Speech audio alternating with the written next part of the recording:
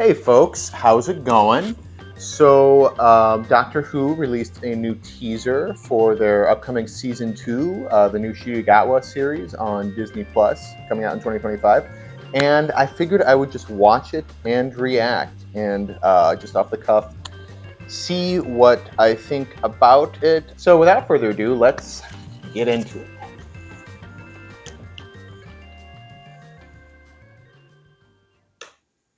There are forces beyond this universe, Time distortion. Ooh, is that Dalek Planet? so look into them. Oh, she died. That's the You need to Prime get me Minister from the home. Dalek episode, and she's Monday, and he's got The different hair. games Oh, are deadly. oh, Ruby's back. That's creepy.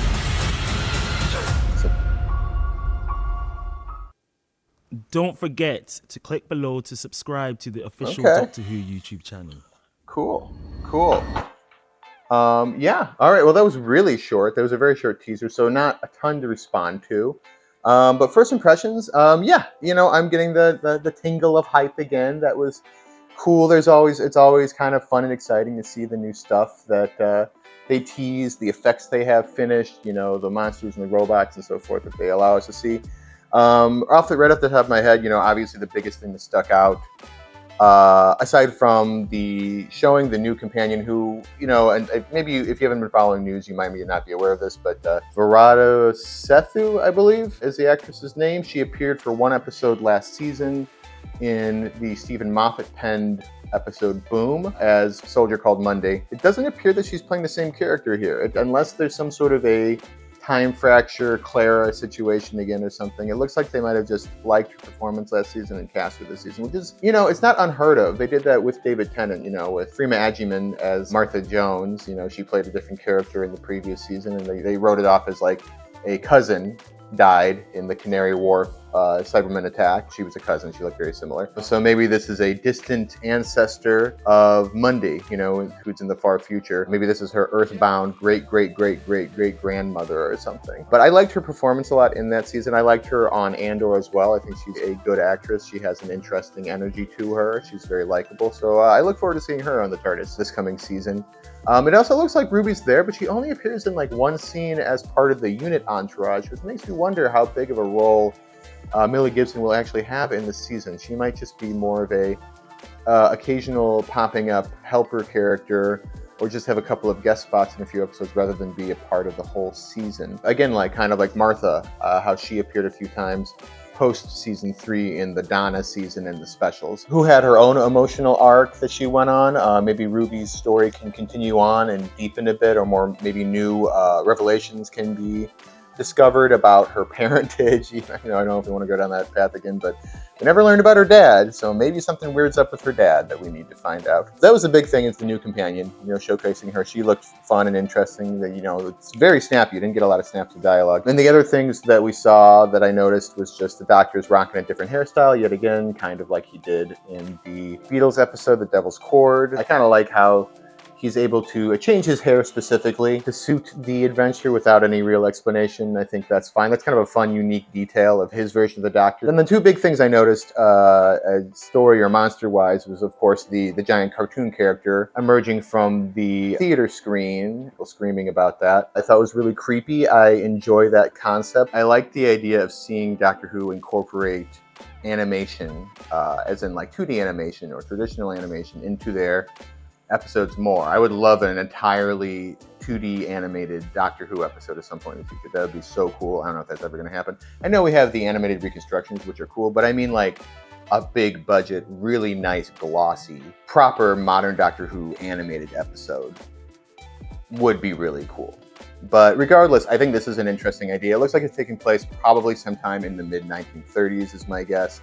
Late 20s to early 40s tops, based on just the brief glimpse of the dress style of the people, as well as the art style of the animated character. It looks very of that time period. The other thing I noticed was the big chunky robots walking around. They kind of reminded me of sort of a cross between the big robot body that Greg Davies is walking around in The Husbands of Riversong, and it also reminds me of the robots that were walking around in Dinosaurs on a Spaceship, the ones that are voiced by Mitchell and Webb. Is it related to either of those? I have no idea, but that's just what I was getting from that.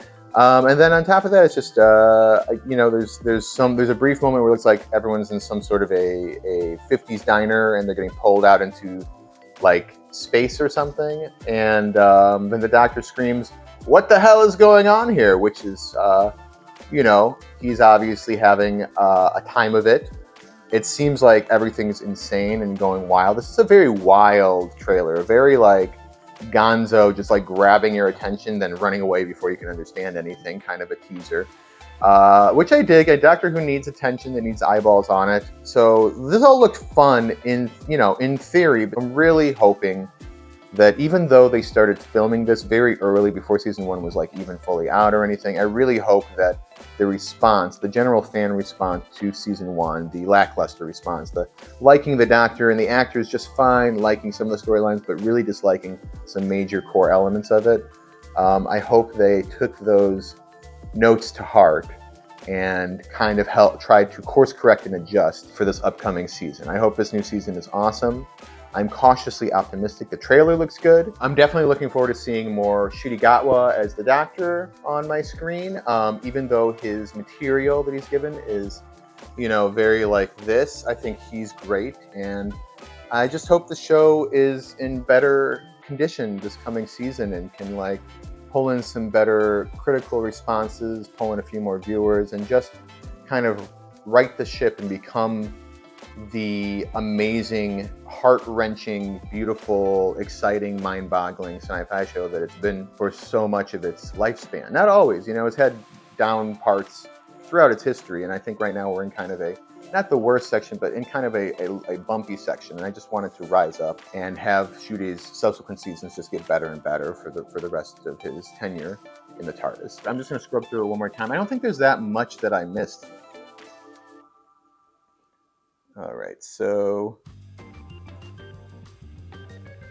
Okay, yeah, so it starts out with the Doctor's having some sort of a time loop, time skip situation in the TARDIS. This reminds me of... Oh, God, I don't remember. It's a Tom Baker... I mean, it happens a lot with the Doctor, but there's a specific Tom Baker story, I think more towards the tail end of his series, where him and Romana, I think it is, they get caught in a time loop. A lot of Ncuti's era feels like it's cribbing from classic Doctor Who, specifically Tom Baker era in this past season. There was references to Genesis of the Daleks, references to Pyramid of Mars, and direct scene pulls from that. So I wouldn't be surprised if this season continues that trend of pulling a lot from classic era, especially Tom Baker era. Okay, this looks like this is definitely, almost unquestionably Skaro. It looks like Skaro from other episodes. It's particularly bringing me Skaro from The Witch is Familiar, right? The second part of that opener from season 9. And of course, you've got the Flying Saucers, and the Flying Saucers are the Dalek ship. The Daleks fly around in flying saucers. So this is giving me strong Dalek vibes. Is this Daleks or is this something else? I can't. It also looks like Bespin a little bit, Cloud City, Star Wars. But then there's the orange sky, which makes me think Gallifrey. And Gallifrey also has a lot of big dome things. Like this whole city is encased in a dome, like a snow globe thing. So maybe it's that. But this is really giving more sinister Dalek vibes than oh. Orange Gallifreyan sun, Dalek buildings and saucers. Have the Daleks come and colonized the dead Gallifrey? Because I found the Gallifrey destroyed and ruined by the Master and they came and took it over? Is that what happened? That would be such an interesting story. The Doctor coming back to his home planet to find his worst enemy has now taken over. That would be a real gut punch for him. I hope that is a storyline now. I guess we'll see. Yeah, we got the new companion. She's looking at some very normal Earth-based looking blinds at something happening. So I think that leans credence to the fact that she is not the futuristic space marine from her previous season appearance. She's just normal, probably modern-day Earthbound human.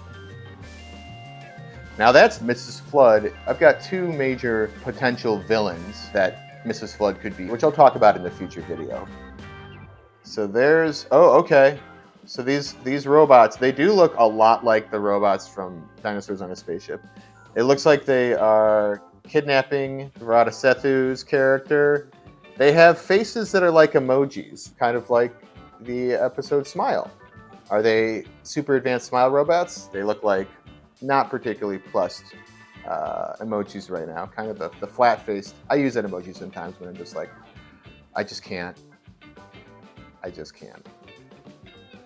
They're giving that face right now. Moving on. Okay, there's some people dropping out of a... Yeah, that looks like the companion on the left. She's looking like she's having fun, and then the doctor on the right is looking like he's going nuts, like he's having an enormous amount of fun doing this skydiving out of a spaceship thing. And it's a bunch of people dropping down onto what looks like the surface of a planet that's underwater. They're dropping onto an underwater surface. Ooh, that's cool. That is a cool setting. We haven't seen them underwater much. We saw them underwater in the Thames on Earth in thin ice, which was cool, but I've never seen them on an alien planet, like walking around underwater for an extended period of time. I don't think that's been a thing. So, okay, that's some new territory. All right, that's cool. That's cool. It looks like a group of Marines again or something. A group of explorers or something. She needs to get home. Doctor's trying to do it. The doctor is dressed in a very odd outfit here.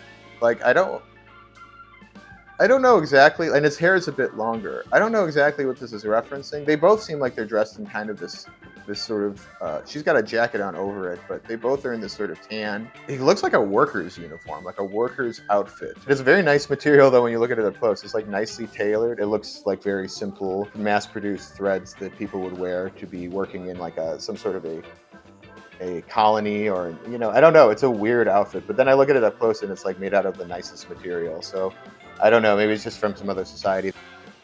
Oh, we got Ruby with that same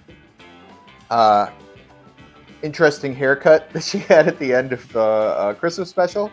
Kind of a big swooping mushroom kind of a thing. It looks like we got the unit scientific advisor who disappeared last season. She was there for the 60th specials, and then she disappeared last season and was replaced by the Boy Genius character, who was fun and entertaining. I liked him in the previous stories, but I liked her too. So I always thought it was odd that like they swapped out scientific advisors with no explanation, and swapping back. Maybe they have multiple scientific advisors who are like spread out across the world or something. And then of course we got Kate Stewart. You know, as always, you can't have a unit story without Kate Stewart. So there she is. This is creepy. This is okay. Yeah, I mean, obviously, like, based on their clothing, this must be sometime. I mean, based on their clothes, on that woman's like pillbox hat, the art style looks a lot to me, honestly, like the Cuphead show on Netflix, which uses a hybrid of frame animation and puppet tool, bendy, rubber hose animation, you know, digital to kind of combine it together to emulate the 1930s Mickey Mouse kind of art style, animation style. I'm curious to see how that plays, how authentic that feels when it's on screen, and how well it interacts with the real world, like Roger Rabbit style. But I'm intrigued by it. I like this idea a lot. Oh, that is I think this is actually, let's see, there's benches. Okay, yeah, he's in a barber shop. He's in a barbershop. That's where he is. You can tell. You've got hairstyle posters on the walls. Oh, that hairstyle looks a little 80s on the wall there with the guy with the shades. That's interesting because everyone else looks kind of like they're from the 60s. And the way they're dressed, the clothing and the pants and the shirts and the hairstyles, this all looks very 60s. But then you got that one poster that feels 80s, which is very weird. And apparently they're getting pulled into what looks like the time vortex. An entire barbershop, and the doctor's hanging for his dear life out the door right there. It's a barbershop that's either from the 60s, the 70s, or the 80s, and might be from the far future and is in space or something, and they're trying to get retro styles there. But it's definitely a barbershop. What the hell is it? Yeah, the doctor, what the hell is this? Yeah, it's clearly another part of where he's getting sucked away in a time vortex, and he's like, what the hell? Oh, is he at a barbershop because he's changing his hairstyle? I'm wondering, because his hairstyle's changed a few times. Are they going to pull back the curtain and show where he goes to get his hair? That'd be funny if he goes to this special... Either way, I love the idea that he goes to a barbershop that's in the 60s on Earth, but I also love the idea that he goes to a super futuristic space barbershop where people go get hairstyles, retro hairstyles from past time periods.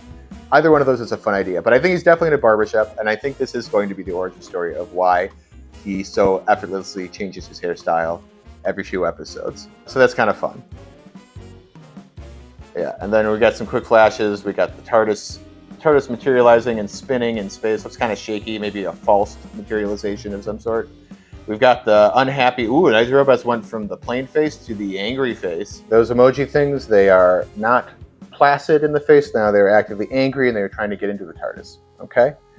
We've got the companion. It looks like she's got multiple kind of echo after images of her face, and some energy is hitting her in the head, which makes me think she's psychically connecting to something. Maybe the TARDIS.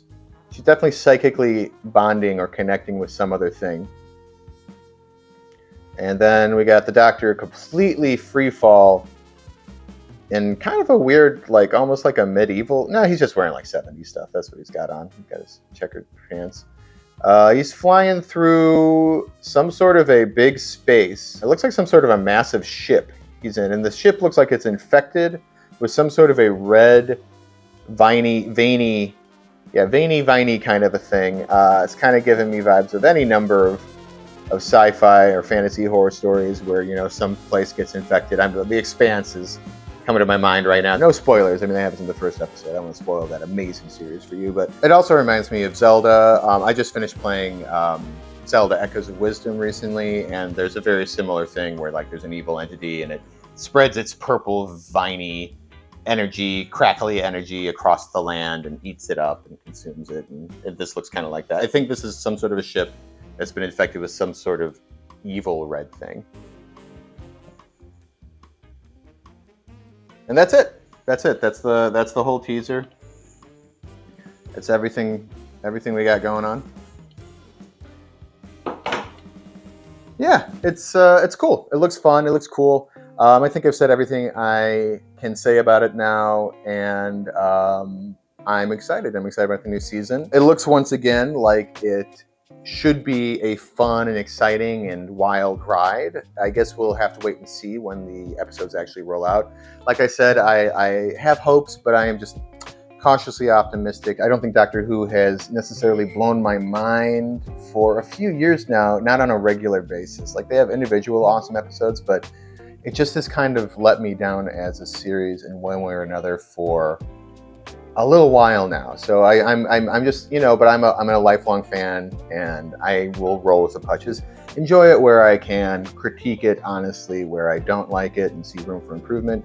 And I just know at some point the show will cycle back up, get some fresh blood in there, get some new ideas in there, and become a quality program again. I just hope that happens during Ncuti Gatwa's tenure. I hope that it isn't something that requires his era to end and then new people to come in and right the ship and bring it in a fresh new direction after he's gone. But yeah, I hope they learned their lessons from last season. They've taken in the fan critique in good faith, and they've tried to course correct and adjust to make the show. At the end of the day, the big complaint is just that it felt sloppy.